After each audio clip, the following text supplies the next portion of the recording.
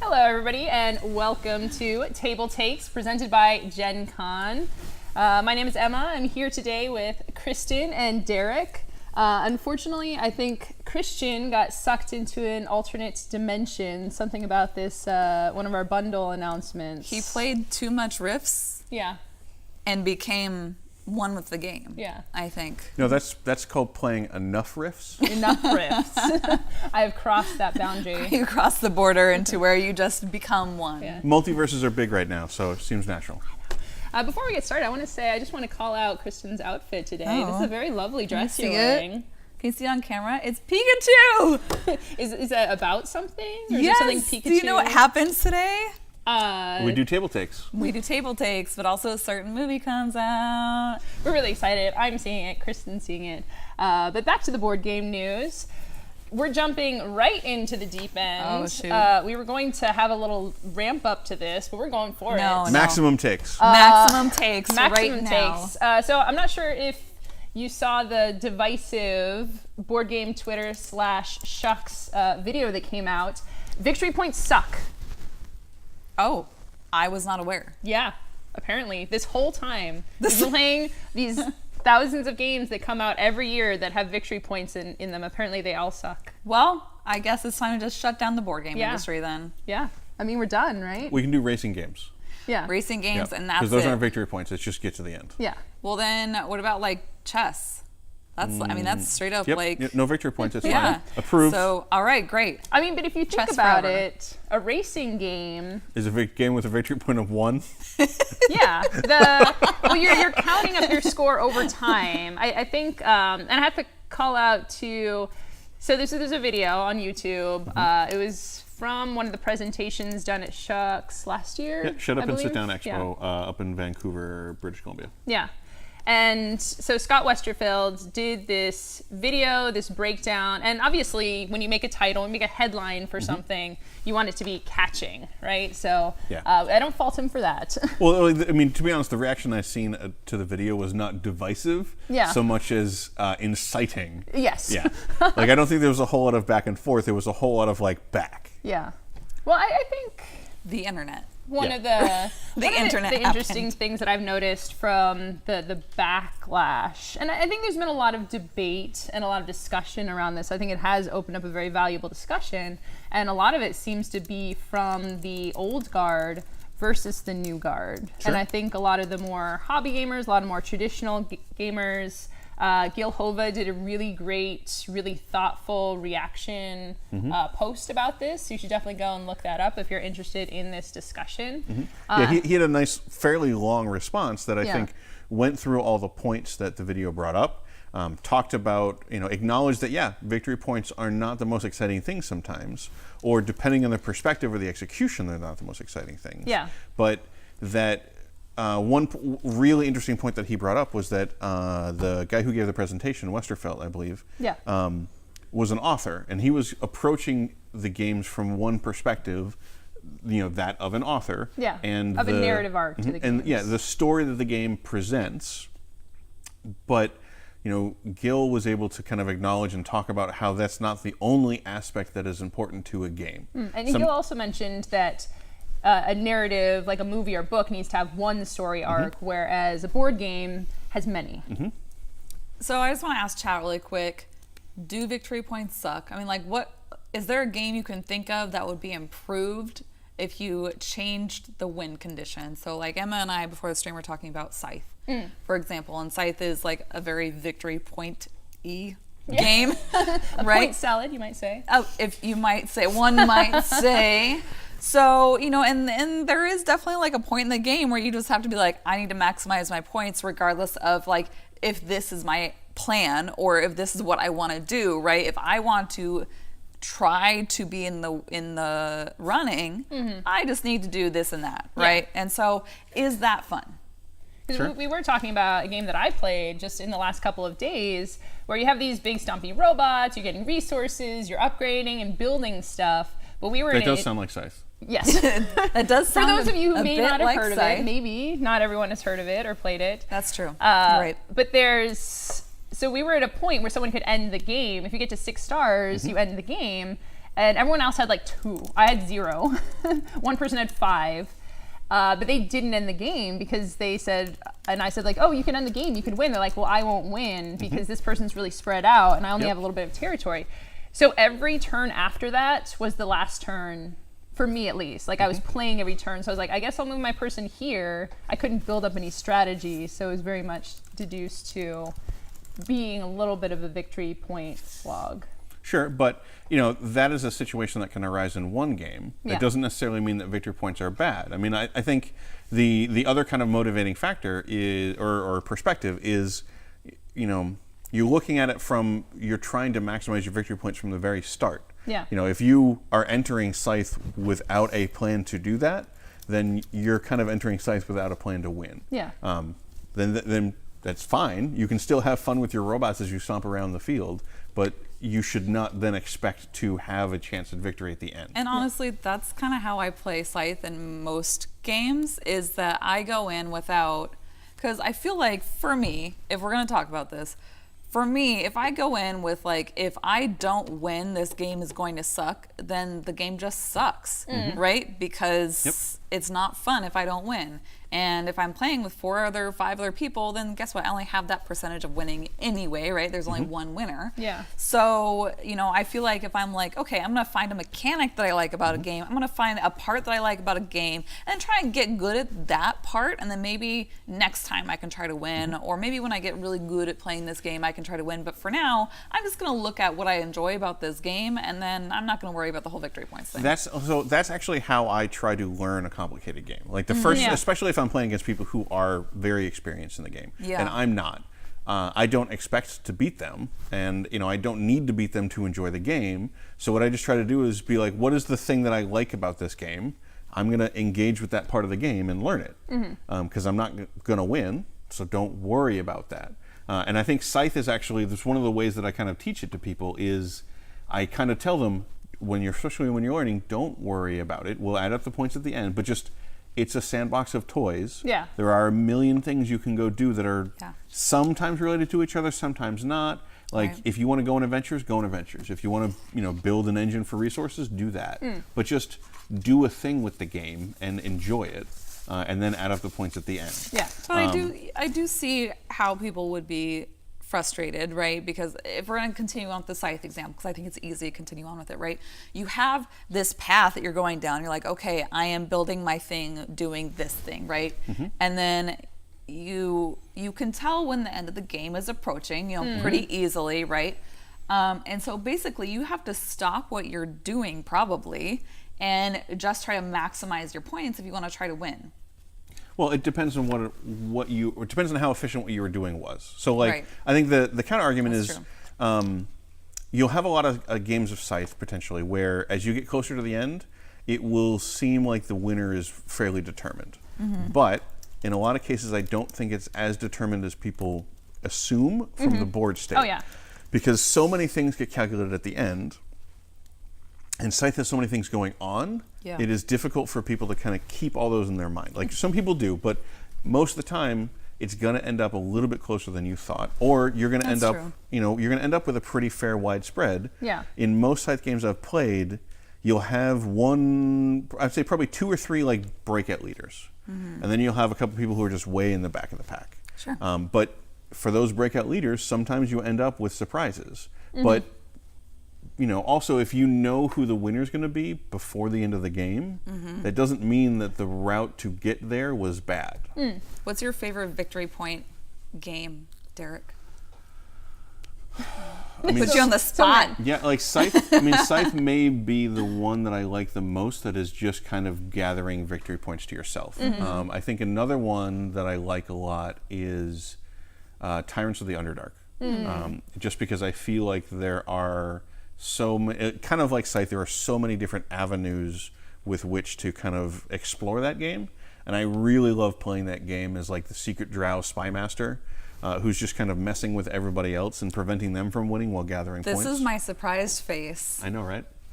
Literally, I think I sat down to play that game and I was like, wait, I can do a spy network, and then I was so I'm learning, and I'm like, great, I'm going to learn the spy network, and then I played it, and I'm like, I felt like I had a spy network. I don't care whether I won or lost. I had a spy network, and that was fun. Emma? Well, this will. I really like Scythe. Rising Sun is another one. Yeah, it's Rising very Sun is much good. like you're moving. Yeah. I think Rising Sun obfuscates it a little more because you're doing all the stuff. You're moving your pieces around the track. I felt like a little bit distanced. I really enjoyed Concordia, and that's definitely one that's been called out for like you're moving stuff around the map. You're doing all this stuff. You're getting all these cards. And then you count up the points. I mean, there's so many games, like any game that has money, like Food Chain Magnet, where you're counting up the money at the end of the game. That's points. I even argued... Monopoly, a victory point game. Yeah. I said Magic was It's a out. victory point game. It's a reverse game, Yep. right? Like, I ended with 10 life, and you ended with 0, and so I won that game. And they're all very different. I think... what was really glossed over, so I'm playing devil's advocate here a little bit, but I did have a very strong reaction and talked about it on Twitter because victory points is a very powerful tool that game designers use. And I think the subtle thing is influencing, like we're dancing around it, but making meaningful choices. Like, how am I doing the fun of the game? I'm doing the things that the game is encouraging me to do, and the way it often does that is victory points. Well, that was an interesting point by Gil brought up. Yeah. And you definitely read his article for a number of points that I want to talk about. But on the topic of victory points, he just pointed out the very obvious thing of if you don't have victory points, your ability to provide multiple paths to victory is extremely limited. And one of the things that I personally value the most in a game is having multiple paths to victory. Absolutely. I really like asymmetrical games. I really like games that allow me to use a different strategy, that have different factions, that have different options. Like, I've played the Tyrants of the Underdark as the Drow Spy Master.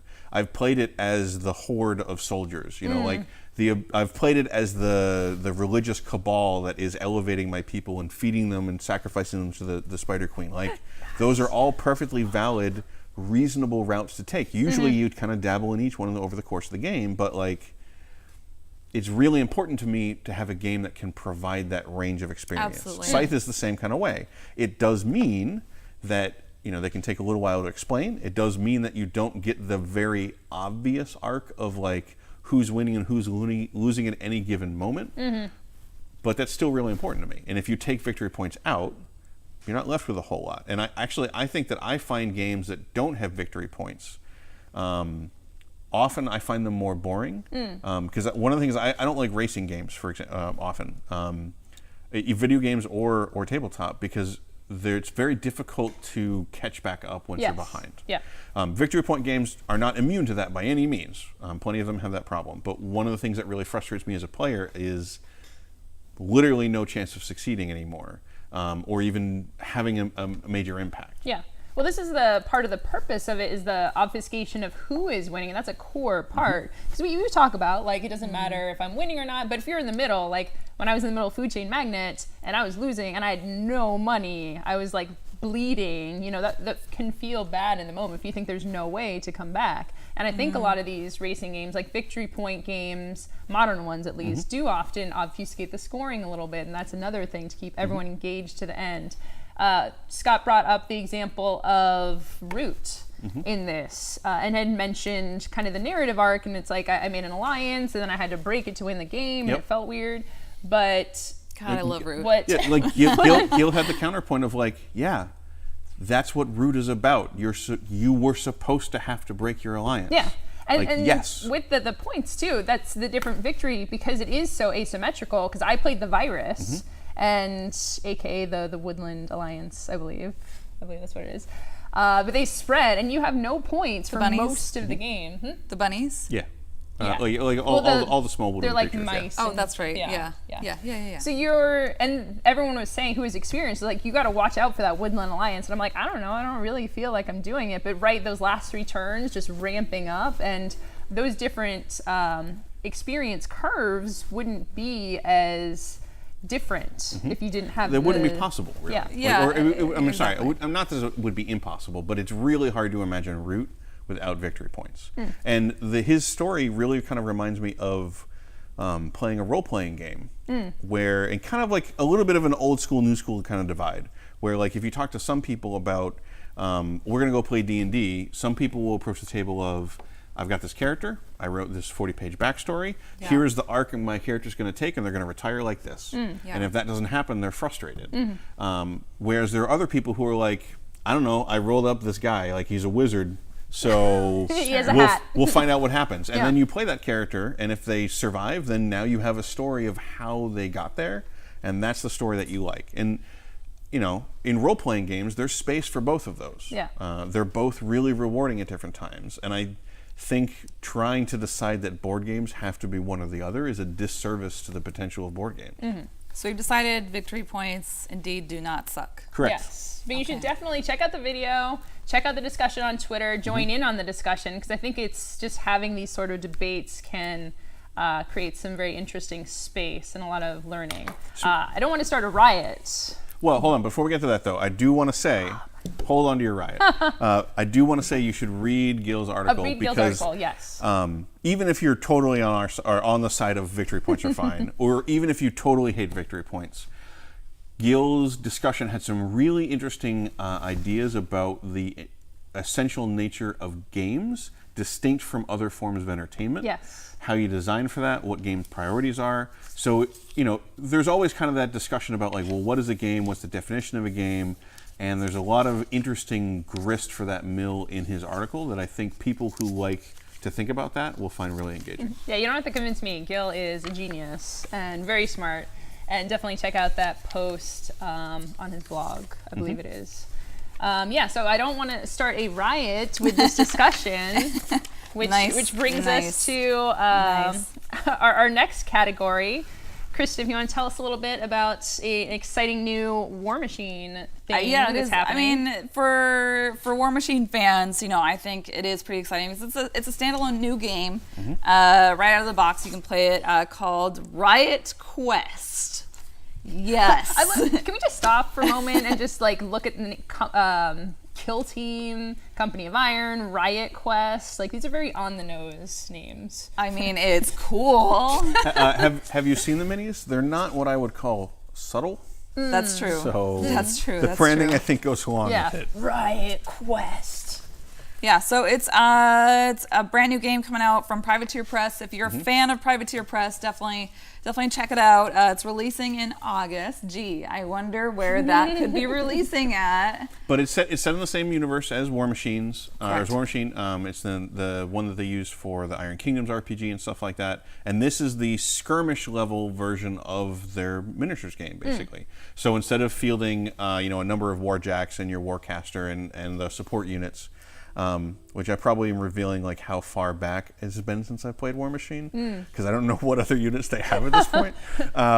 But anyway, so instead of having a full army that you need to field, it's again a 5-unit kind of or 5-model kind of deployment, and that's what's in the starter box. Is apparently the 5 units you need, the dice, the cards, all that kind of stuff to go with it.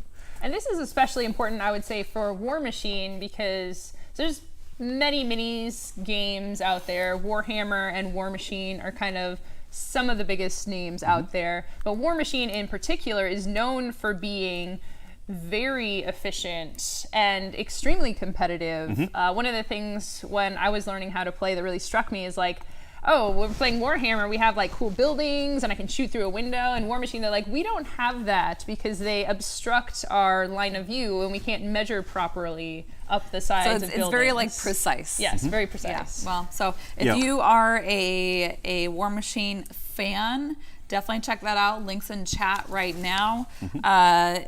War Machine is a little bit hard to get into, I've heard. It is. It's because of that competitive aspect. Right. But if you're looking for a miniatures game that is going to be really finely tuned and balanced and hyper competitive, because a lot of Warhammer games do come down to my cool guys shoot your cool guys. I'm going to roll 60 dice and see who wins. And there's a lot of fun in that. I enjoy that a lot. But if you want the really tightly focused game, War Machine might be more your thing. Or if the aesthetic you want is not weird demons in space with laser guns, and you want more steampunky-y kind of elements, or a mixing of undead and robots and things like that, then War Machine kind of has that feeling. Yeah, they've got some really great flavor there. I would say Kador and Menoff all the way is what I gotta say. I'm really impressed that they're taking more opportunities to get new players into the game. They should really be rewarded for this sort of behavior, or awarded, perhaps. Oh, really? Yes. Speaking of which, it's award season in board games. This is like season. Yeah. For real. I don't know any of the TV shows, like acronyms, the AMA or the American the Medical Mets Association or something. Letters. There's all these, it's like the award shows, but for board games. So there's a few different ones coming out for unpublished games, published games, all sorts of different levels. Some of them have already, the winners have been chosen, some are being selected, and others are open in submission. So first off, we have the Cardboard Edison Award winners announced. For those of you who don't know what Cardboard Edison is, it's run by Chris and Suzanne Zinsley. It's a really great resource, mostly for newer board game creators and designers. So it's got some really good resources on the page. If you are submitting to the contest, they give you like a whole booklet. They have a resource of making it easier for you to reach out to publishers, contact information. So they have a lot of great support for new designers. Yeah, I'd seen the Cardboard Edison name around a lot, but I think this is the first time I've actually had a chance to sit down and look at it and see what it was. Yeah. But it had definitely kind of been floating in the background as like a brand or a tag that was usually associated with stuff that was really well received by designers in the industry. Yeah, and one of the most exciting thing about the Cardboard Edison Awards in particular is a lot of the judges are very well-known and well-regarded publishers or people high up in the industry. So it's a great way as a new designer to get your stuff seen by these people. And a lot of the games go on to get publishing contracts out of this. My friend's game, Point Salad, by Flat Out Games, was published by AEG. That was one of the winners in 2018. And in 2016, Blood of an Englishman, published by Renegade. I actually submitted, and then we died to it was back when it was Confabula Rasa, and got my publisher out of that. So it's a really great way to get connections. A lot of times you have to go to shows, and you should go to shows, especially Gen Con. But if that's if that's not in the cards for you, then just submitting to one of these contests can be. In a lot of cases, when you want your game to be published, the best thing to do is to just get it exposure, not necessarily to the broader consumer base, but just to designers and publishers, because the more of them that can see it, the more likely it is one of them is going to want to pick it up. Yeah. And these are really interesting games because none of them are published yet. They can't be available for purchase anywhere. So these are the winners for 2019. Yes. The winners for 2019. So, oh man, I realized I put this in chronological order, but I should probably do reverse order for more excitement. Sure. Right? Is this a race, or are there victory points in this? I mean, let's not. Yeah. Please no. In third place, we have Four Humors, in which you are a medieval pharmacist traveling the kingdom, covertly influencing the personalities of its inhabitants to your advantage, with the four temperaments. And that would be choleric, melancholic, sanguine, and phlegmatic. So if you're not up on your, what is this, 18th century it's also part of medical history? Vampire the Masquerade 5th edition now too. Oh, okay. Yeah. Yuck. I probably shouldn't have done this. I probably should have just, anyway. So do you want to talk about the humors? Oh yeah, so the different humors, this was the theory of how bodies worked. Yeah. So you had, these before science. You had these. I think there were actually 2 humors or fluids and 2 biles or something like that as well. But there was the choleric, which was passion and anger and strong emotion. Melancholic, which was sadness. Sanguine, which was happiness and sensation.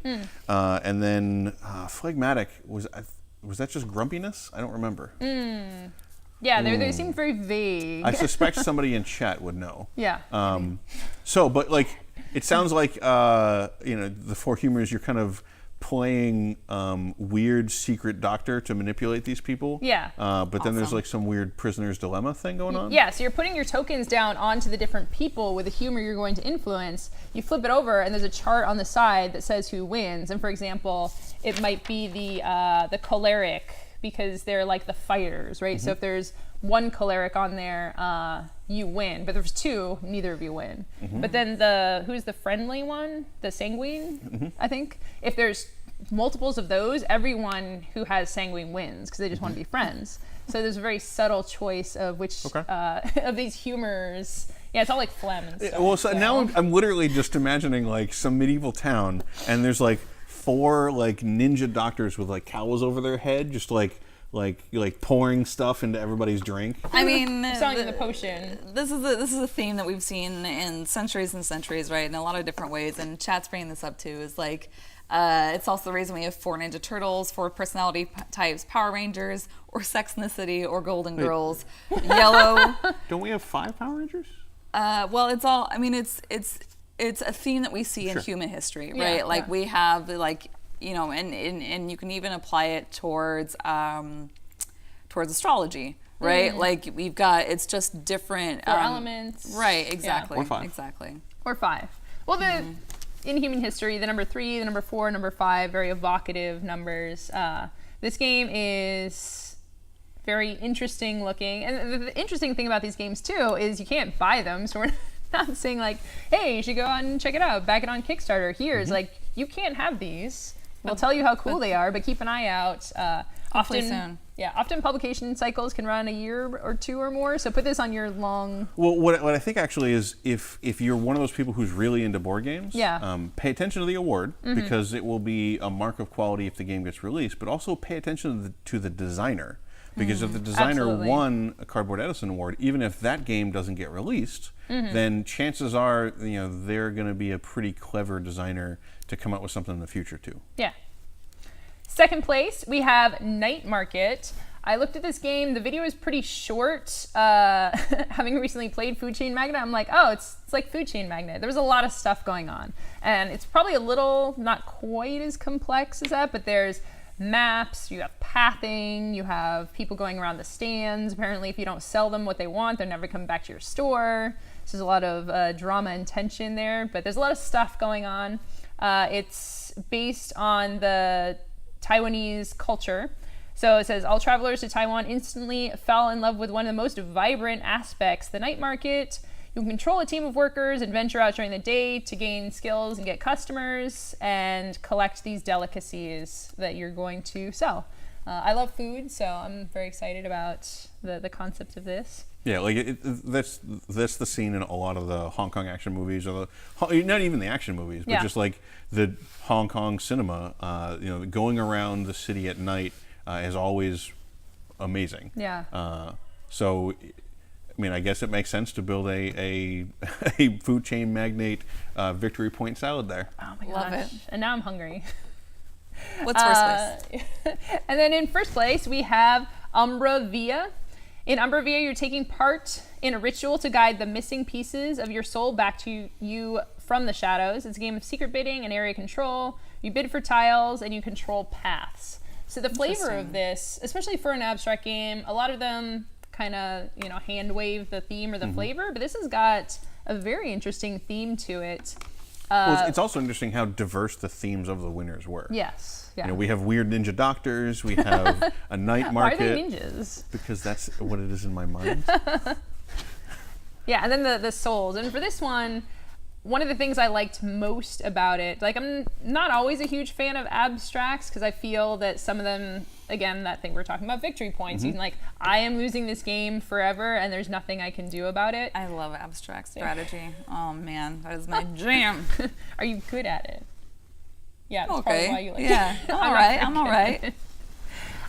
So this one actually had a secret bidding phase. So even though it is abstract, there's a lot of randomness just in like what other people are going to bid for. So it's got a kind of rising sun combat element where you have your screen and you're bidding on the different tiles. That is one of the stuff. parts that I like the most about Rising Sun. Yes. Is the like micro element of that secret bid in combat. Yes, it's very evocative and it's very tense, right? Because you second guess. You're like, well, they're going for this, but then they know that I know that they're going for this, and there's a lot of depth to that.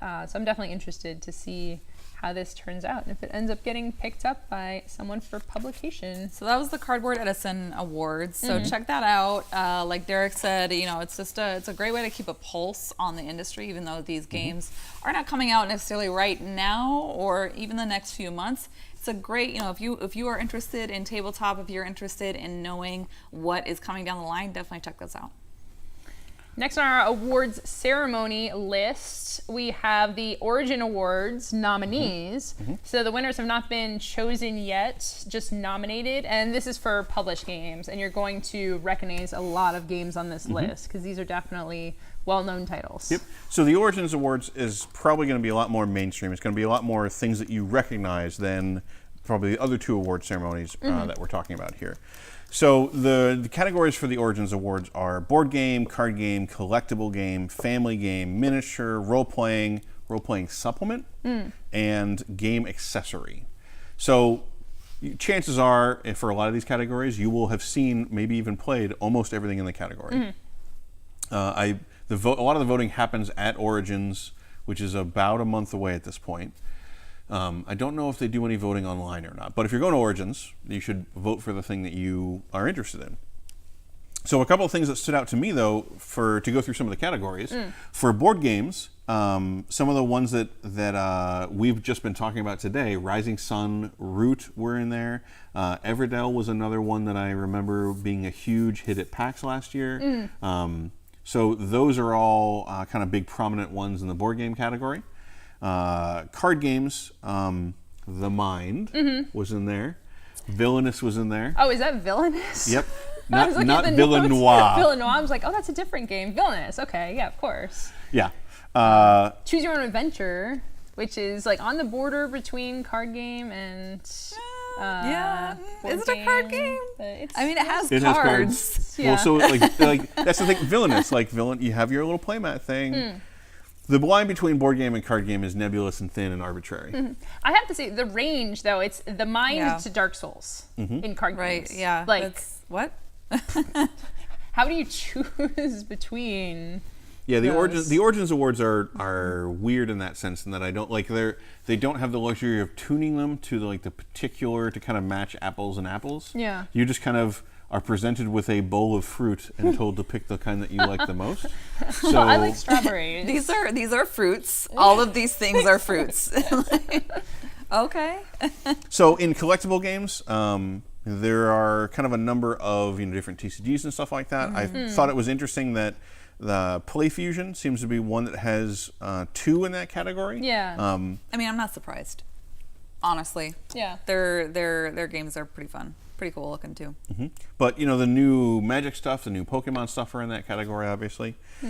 In family games, the ones that I really wanted to call out were the Climbers. The Climbers, yeah. I don't know if anybody's played that, but it's a very neat tactical game where you're trying to get to the top of this kind of pile of blocks, and you have a certain number of ladders of a certain length. And you can kind of the blocks are different different sides of the blocks have different colors. Well, you're stacking the blocks too. Yeah, and you can move from one to the other, and you can put down your ladder if you need to jump a height and stuff like that. But it's a really neat kind of visual tactile game. Yes. And very strategic, but the actual action is a little bit of dexterity and very simple. I also wanted to mention Pantone the game. Have either of you played that? Yes. Yeah. Yeah. So it's if Chad hasn't, it's like the celebrity game, but just with colors. You have these little swatches of colors. You can put them down to try to make a character, and each round you just get fewer swatches of color. So it's almost like weird, reverse pixel art. In the sense that you get to start out with a lot of pixels and end up with 2. Wait, hold on. There's one nominee in family games. Super Kitty Bug Slap? Yep. What is that? Super Kitty Bug Slap. How could I have never heard of Super Kitty Bug Slap? I'm sorry. I've seen it in mocks. I haven't gotten a chance to play it yet. But it sounds amazing, but your cats and the cards have bugs on them or something. Yeah. I bet that there are cats, bugs, and slapping of the ladder. Okay. Also, speaking of cute, in that category, Tea Dragon Society. Yes. Oh man, the cutest game ever, possibly. Yeah. I think we mentioned this on the show at one point, or maybe it was another of the Renegade Games publications. But yeah, based on either a webcomic or a graphic novel. The art is amazing. The game I think is their fun. new game is from that creator, basically. Yes. Yeah. So in miniatures game, our miniature game category, it's gonna, it's a lot of the games that we've been talking about lately. I'm happy to see Kill Team there, just because I've been enjoying it so much, and I think it's been such kind of a strong push. But the Song of Ice and Fire miniatures game is also on there, and that just came out last year too. Under role-playing games, there were a number of different ones that I really wanted to highlight. First, Vampire the Masquerade. So we're just going to get that out of the way. Surprising. I am so surprised right now. Derek is calling out Vampire. A surprising take from me. Hot take. But Like a Invisible cold take. Sun is also on this list, and that was a really intriguing, very luxury role-playing experience, probably, because it's not technically a book.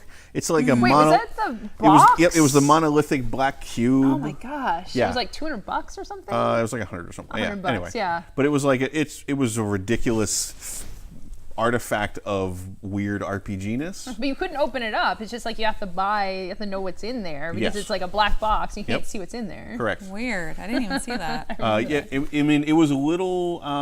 It got a little bit of controversy because it was such a kind of a luxury RPG. Yeah. You have to be into weird RPGs and be willing to spend a lot of money on a weird RPG. Where's Christian when you need him? Yeah.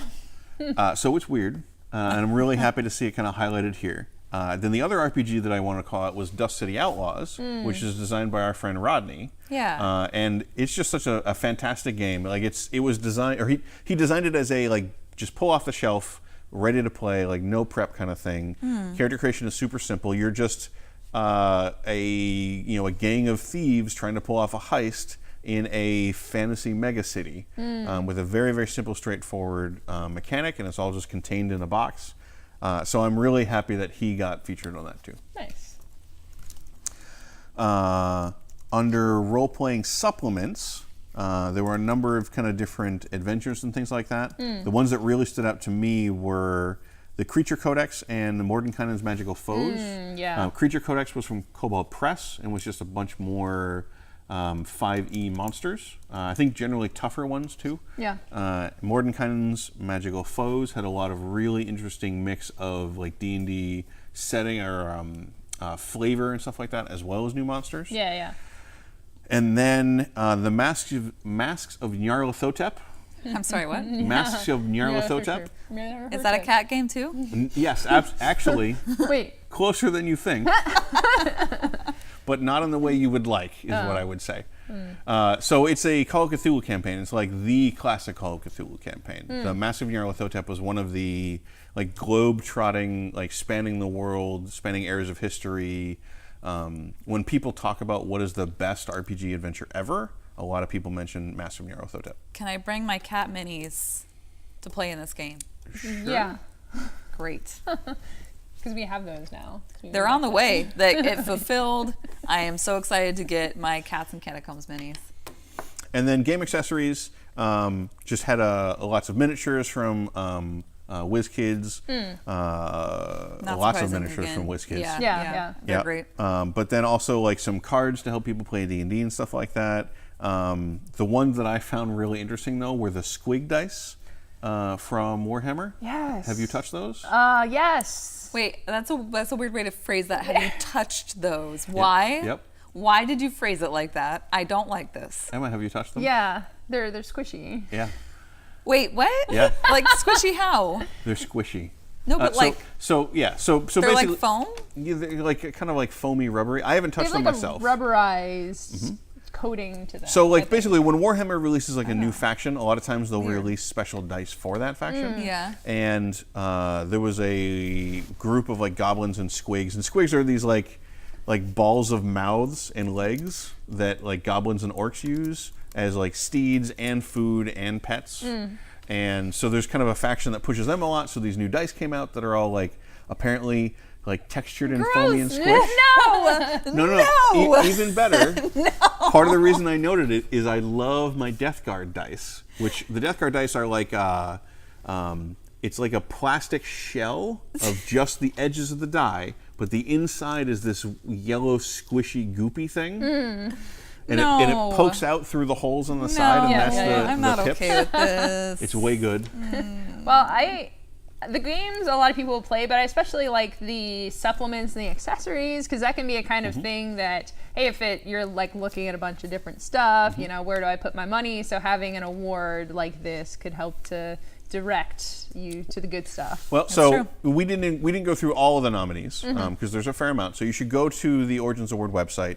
But this will give you maybe some context when you go to the store next time and you see that Origins Award winner or Origins Award nominee sticker on there. You'll kind of know who it was competing against, where it came from. And then if you are at Origins, make sure to vote for who you like. Yeah. It's going to be hard for me to pick which RPG I like the most. Shocking. Spamming the votes. I wonder which one it will be. It's going to be hard. It's going to be hard. Like, do you stay loyal to your friend and vote for Dust City Outlaws? Does Derek stay loyal? Or does Derek stay loyal I don't to know. Derek Let's review the and show vote for notes. Vampire? Does Derek stay loyal or does he betray? Weird. I wonder which.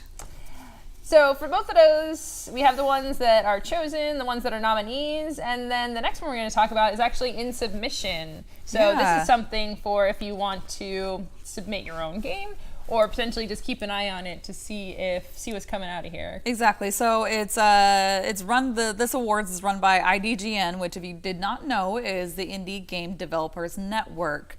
I feel like that was one of those things that like I knew what IDGN for a long time, and then someone was like, I saw it spelled out, and I was like, Yeah. It totally makes sense now. Total sense. So submissions are open through June. So this is either you can submit your own game, right? Can you nominate someone else? So you actually have to send in a physical copy of the game. Okay. So I think it's more for people nominating their own or for publishers. That's a great point. Yeah. All right. So this game must be available in 2018. So it must be already like you're making it, you're doing it, you're doing the best you can. And it must be indie. And their definition of indie, I'm going to read it so we are all on the same page, is the game must be conceived and published by artists, designers, and developers. The judges retain final judgment over whether or not a product is indie. Now, we were talking about this before the stream. You said Root, for example, is an indie game. And I'm like, what? That's a whole game company. That's Later Games, you know? Like, how is that indie? Well, then there are a lot of game companies, even like well-known ones, that might only have one full-time person working for them, or it could be. I would say that's a lot of game companies. I'd say a most. lot. Yeah. So I think their definition would exclude things like licensed games.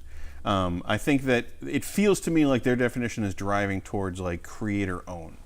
So where the creators would own it, or that the studio only is composed of the creators. Where say something from Wizards, for example, probably wouldn't be appropriate for this.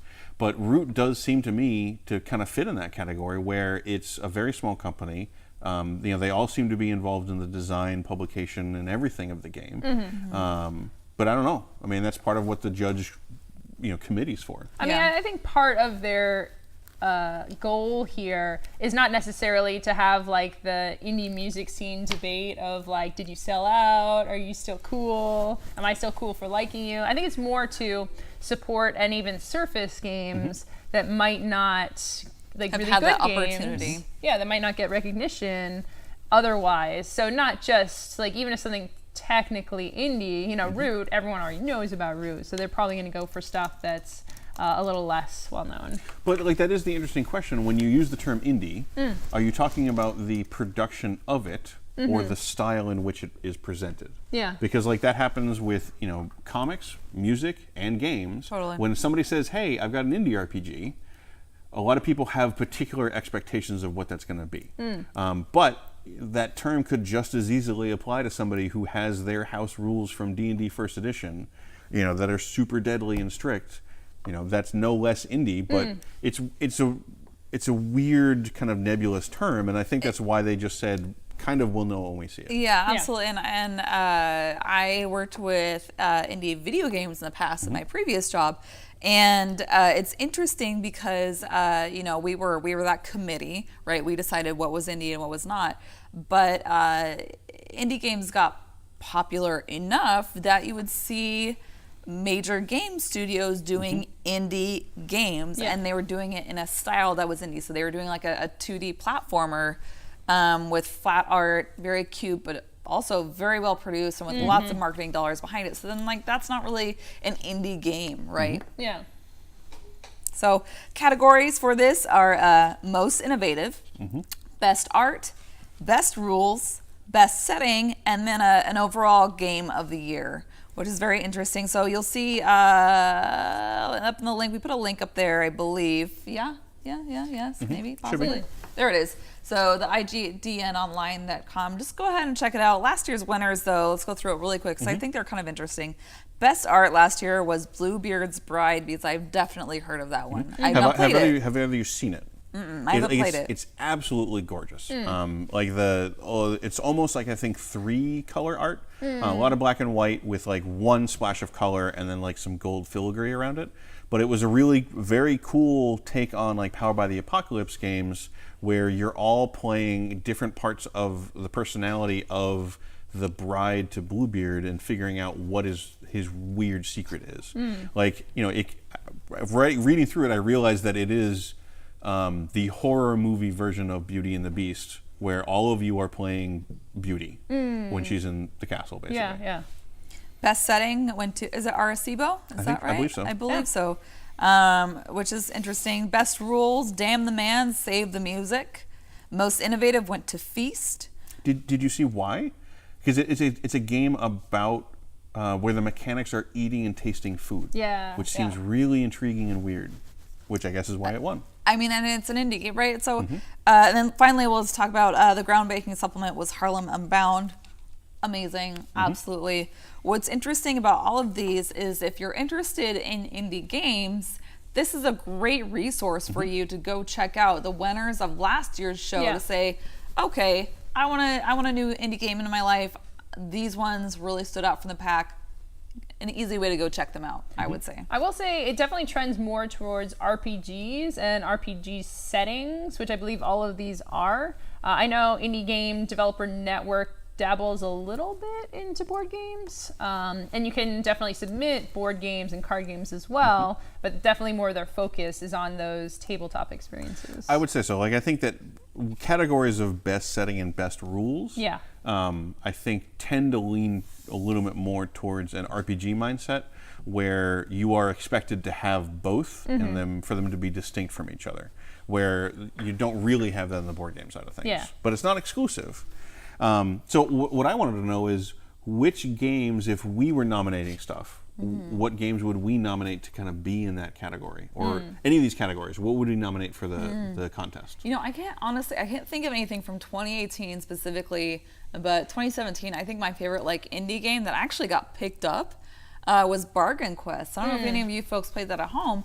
But it's instead of playing the adventurer going into the caves or the dungeons and doing your adventure, you play like the NPC shopkeeper instead, who's like, I'll sell you this kind of crappy sword, but I get money out of it. You might win or you might lose, you might die. I don't really care. I kind of care a little bit, but I more care about the money because that's not how you're selling. You're like, oh, here's a magical sword of the fates. Totally. Look how sparkly it is. It's great. My best sword I have right now. Absolutely. So that's what I would nominate. But interestingly enough, that game was so good, it ended up getting picked up by Renegade. Yeah.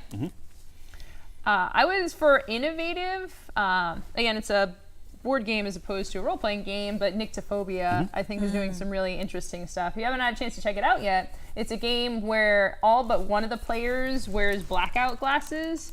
And it's an asymmetrical game, so you're all trying to get to your car and escape from this creature that's trying to kill you.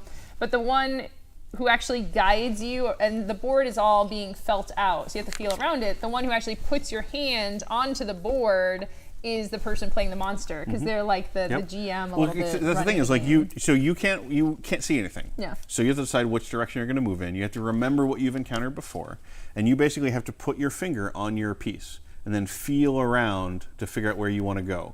And to get to your piece, the killer has to take your hand and put it on it. So there's a really, really interesting layer to that. I'm out on that game. I'm out.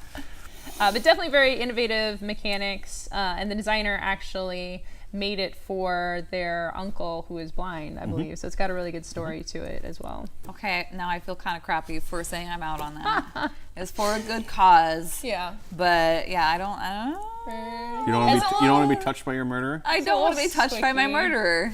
Oh man, like there could be a companion show to Touched by an Angel. Anyway, yeah. So like I had a number of different games that kind of popped in my head when I was going through this.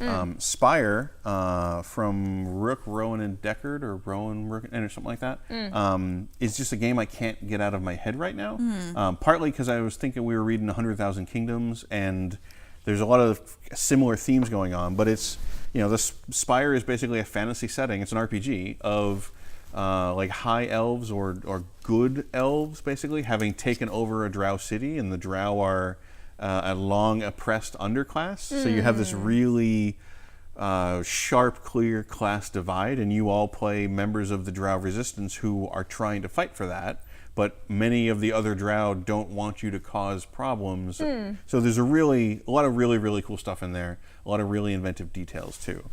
Do you guys have any other ones? Not that I could think of, really. You mentioned Root. Yeah, I played a lot of mainstream Root was on my stuff. list. Looking back on my list, like I've been trying to still get through a lot of the classics, especially recently for educational purposes, like learning a little bit more about the history. So hopefully this year I'm gonna get some more indie stuff played. Well, Root was on my list. If it fulfills the indie requirement, it was on my list just for the raw asymmetry of it and like the craziness going on in there. Asymmetry. Yeah, it's a power. I also had Emberwind, which was an RPG that I picked up like a preview of at Gen Con last year. And that was a really interesting, like gorgeous art, like kind of cinematic thing, but it was doing a really interesting thing of trying to take the GM out, or at least give a choose your own adventure level where like the monsters had a hex grid AI pattern where like that's weird and it would cool. move around this hex grid to control its actions. Like you'd roll, I think, a d6 and it would kind of randomly move around.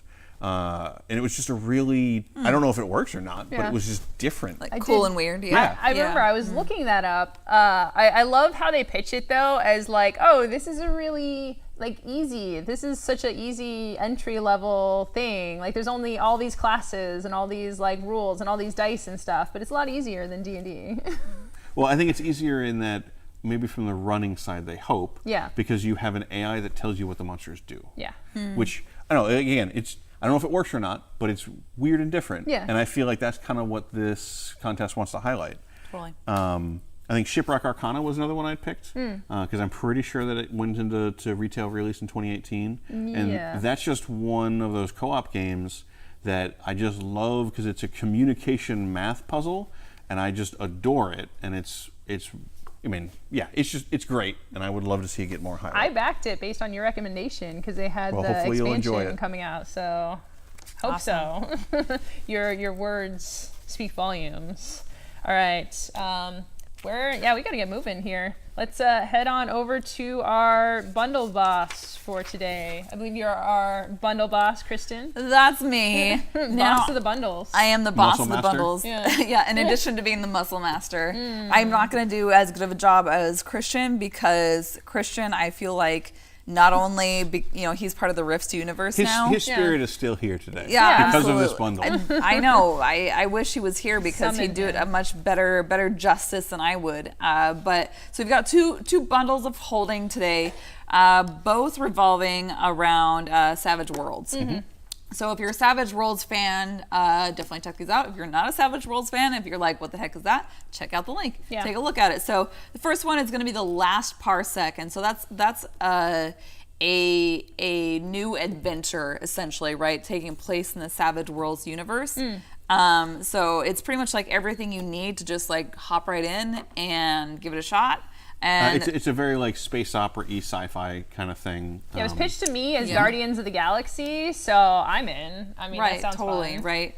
So the first level is going to be $10, and then second level is kind of interesting. So the second level, you're going to get maps and things like that, and that's for $24. So definitely check those out. I think there's like multiple destinations, locations, monsters, all that kind of stuff. Yeah. And so the second one is 7 Worlds, which is not in that universe, but is using the rule system of the Savage World. So if you like those rules but are not a huge fan of like that universe per se, go ahead and check this out, because this is a little bit different. So it's kind of like heroes fighting for the survival of humanity.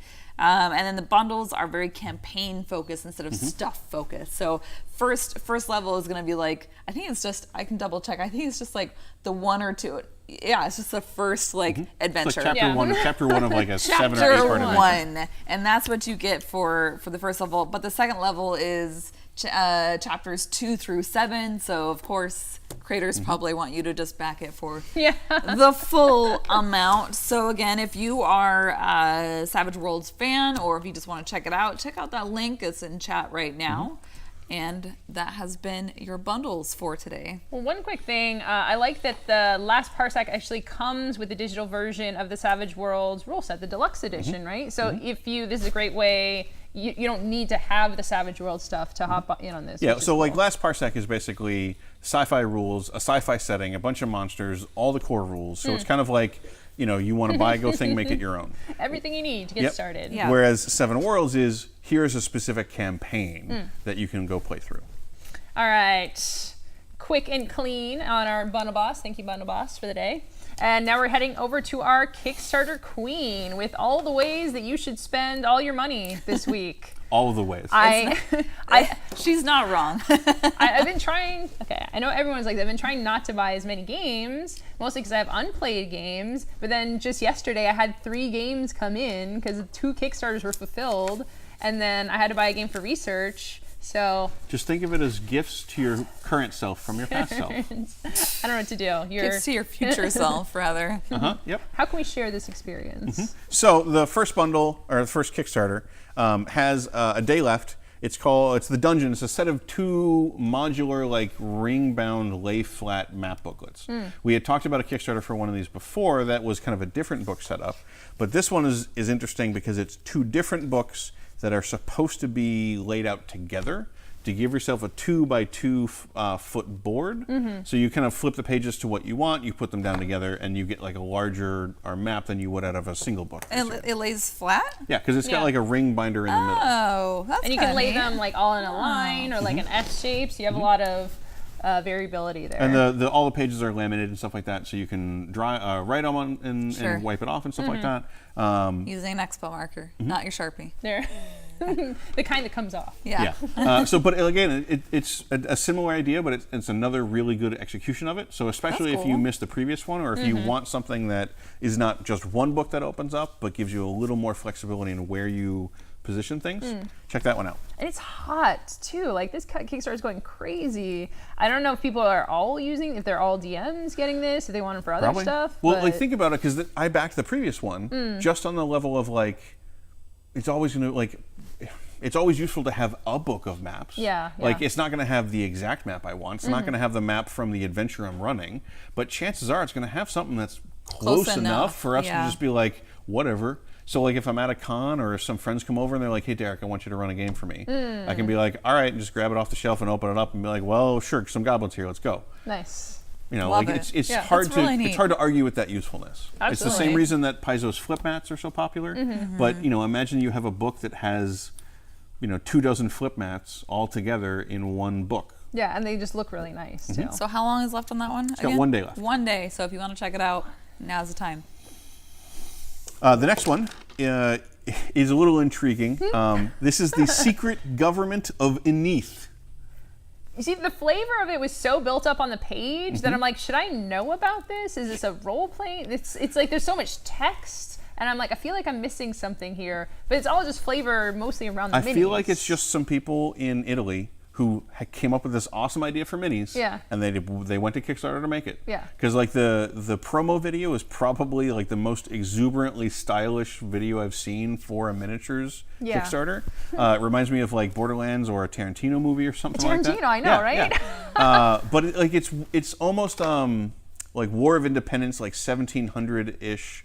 kind of technology-ish level, with some magic thrown But in. also magic. Yeah. Yeah. I mean, because it's miniatures. Why would you not do magic? Yeah. course. Also, there's a whole box of dwarves. A bunch of dog friends. Yep, I didn't see that at first. There's doggy friends if you scroll down. There's like a bunch of bulldogs. Wow. Hold the phone. Okay. Wow. There's dogs. There's a dodo. Yep. Yep. If you need nothing else, this has some pretty adorable looking. This is clearly like dog a project of love, I think. Yeah. It doesn't seem to be tied to a game. I'm not really getting that, but like it just looks neat. Yeah. And they have a couple different boxes for like the red coats, the blue coats, some arcane stuff. There's a box of all different dwarves. There's a box of different monsters. There's like an Asian theme faction in there. So there's a lot of really neat stuff going on there. So if you want miniatures that are a little bit different, check that one out. Nice. Yeah, it's I skimmed through it and I just couldn't. I don't understand. But isn't it just neat But, and compelling? okay. But it looks cool. Yeah. It does look very cool. They look kind of anime. Yeah. In a way, a little bit. So that has 2 days left. Another project is Bloodborne the board game, which is a Kickstarter board game TMR. Capital. Yep. Capital K, capital B. Capital B. So this is from CMON, and it involves really huge, awesome-looking minis. It involves laying out tiles, exploring them, beating up those monsters. The difference is that this doesn't seem to have, it's a diceless combat system. So it's very much you being like, okay, what attack do I want to make? How much health do I want to get? I need to manage my resources kind of thing. And it's an IP. It's a licensed game. I'm not really familiar with how often CMON does licensed games. Like, do they do it often, or? No, like, it's not their. I wouldn't say it's their core business. Yeah. They're not known for that, but they have certainly had a few, I believe. Yeah. They are definitely known for doing stuff on Kickstarter as Kickstarter board games. Yeah. So this is very much in their wheelhouse. It looks like the minis look gorgeous because it's Bloodborne. Yeah. And if anybody's not familiar, Bloodborne is like the spiritual successor to Dark Souls. Kind of in the continuing progression from Demon Souls to Dark Souls to Bloodborne. But instead of a medieval fantasy zombies, wasteland that's not populated, it's a weird urban, like disease kind of monsters around the corner. Right? Yep, Yeah. like Victorian era, like Jack the Ripper, but weird blood monsters everywhere. Yeah. Weird Ew. blood monsters. Ew. Everywhere. Yeah. Oh. So that has 4 days left.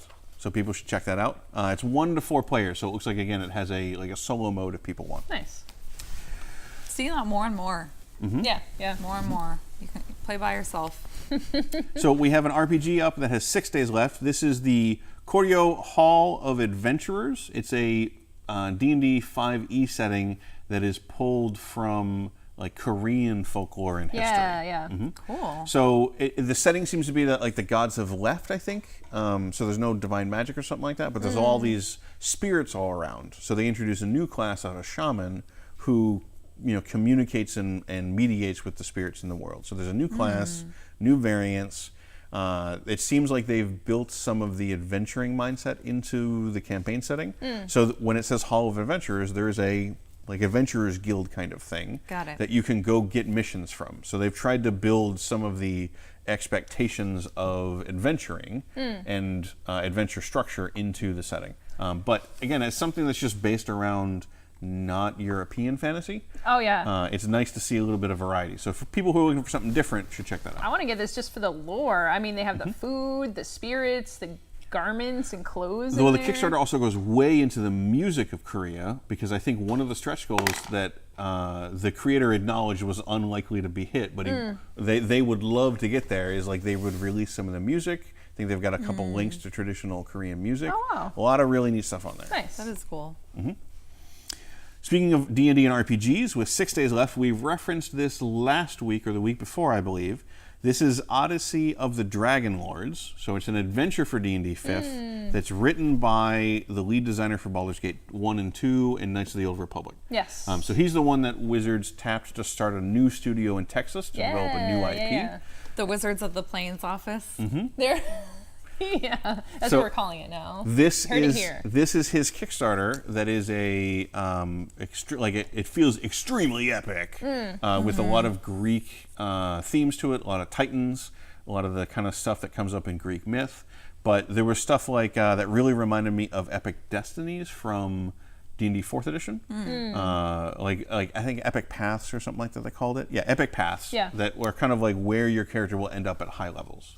So if people want to play kind of the other end of the D&D spectrum, it sounds like this is going to provide some tools for that. So you're playing as like Hercules or like the... Probably not those characters, but I think you would expect your characters to do those similar things. Or at least like they're going to go wrestle and fight titans and things like that. These heroic feats. Well, the art looks sick. There's also a free player's guide. Oh, that's something to mention for Choreo Hall of Adventurers too. Both these projects have fairly significant free things to try. Nice. Like the Choreo Hall of Adventurers has 5 free sample adventures to check out. This one has a free player's guide you can check out. So should be plenty for you to really get a feel for what they're going to deliver. Honestly, this looks pretty sick. Yeah. It's pretty rad. Don't look at the Kickstarter. Don't look at it. Let's spend your money. I can't wait until we reach the point where she just backs it while we're at the table. I almost backed Cats and Catacombs when we were here. Speaking of cute things, I'm excited. the next game is Runes and Regulations, a game of suburban sorcery.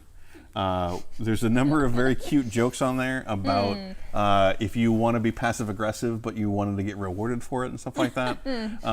But it seems to be basically just kind of a lighthearted game of you collecting these monsters to live in your lawn while casting spells to ruin everybody else's lawns. I like that. In suburbia. Yeah. And it's by the team behind Unstable Unicorn, so it's got a great pedigree to it. Oh my gosh, it's adorable. Yeah, it's super cute. Yep, I'm in on that one. Nailed it. Oh, geez. So my willpower weakens. I know. The last Kickstarter, maybe I should leave the cute ones for the end so that by that point you're like, okay, then we run off. And instead of sorting them by time, I'll sort them by ascending cuteness. Yeah, right. So the last Kickstarter I want to talk has 7 days left. This is Hostage Negotiator Career. And if nobody's familiar with it, Hostage Negotiator is one of those single-player games where you're playing a negotiator trying to free hostages. It had a number of expansions, a number of additional resources, tools, kind of things like that. And Career seems to be a really interesting expansion where it takes all those disparate rules elements and then I hesitate to say legacy or overuse it, but it kind of just puts it into like a campaign story mode legacy model. Yeah. Where you go through 10 years of a career of a hostage negotiator. You start graduating from hostage negotiator college. Or like whatever program that is. But you start from that, and every year you do one case and you do like one incident from your life, good or bad and things like that. And then you just, like a lot of these will have like branching paths. You'll play the game, but you'll have these kind of layer on top of it. There'll be a branching path where like you have to pick, what do you do? Do you get married or not, or something like that? And you then take like a decoder sheet of red plastic, and you put over to find out what happened when you made that decision. The decoder. Oh man, that's a throwback. Yeah. So it seems really, really neat. To kind of give that story element especially to a single player game. And it is replayable, so like Legacy-esque, but you can go through the scenarios. Not final. Yeah, not final. Legacy adjacent. Final. Is anything not really final. Legacy anymore? You see, we're gonna come back. I'm gonna make a game where it's like burn the box. Literally, like you put this sheet through the shredder. Yeah. Then burn it. Eat the squig dice. Oh, Emma. After we had things like Trader Mechanic, the Trader Mechanic game, and Time Management, the Time Management game, I really feel like we need Legacy, the Legacy game. Sure. Yeah. And I'll call it that. Yeah. Legacy. I'll spell it weird, but yeah, you like Legacy. It comes with matches to burn. Your That's all it is. It's on fire when it arrives. You have to play it really fast. That might be really expensive shipping. That's definitely one of those Kickstarters that says shipping will be calculated after the campaign. $10,000. Pay for the fees, the insurance fees for your building. To have a hand-delivered game on fire delivered to you. Yeah. So those are the Kickstarters that I wanted to go through this week.